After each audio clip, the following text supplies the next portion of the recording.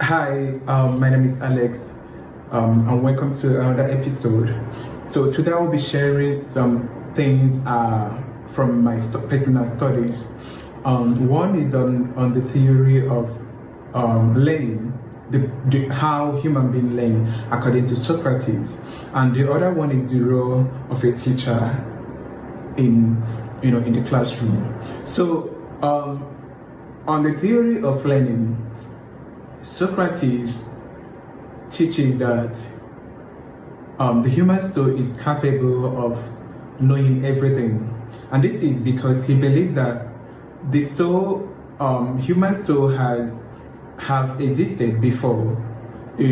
So through being born again and die and being born again, through this cycle, the human soul is able to know everything, what is here and what is in the world after.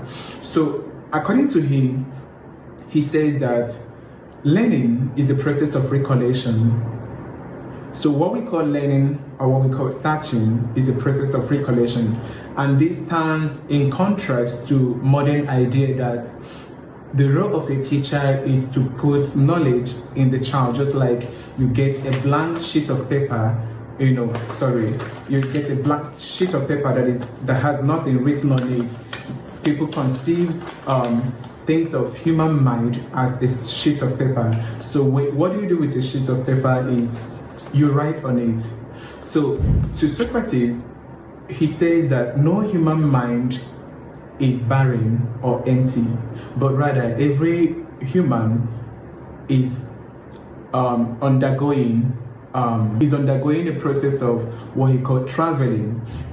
So the human mind is not empty, it's not barren, it always has thoughts, series of thoughts going through his mind. So what we call learning is a system of recollection, and the method that Socrates often used to do this recollection is through questioning. So, and he believed that when he is questioning someone or leading him through this process of recollection, he is not imparting any wisdom, but rather he is helping the student to remember or to bring to the level of conscious a knowledge which he already possessed, but in a latent form.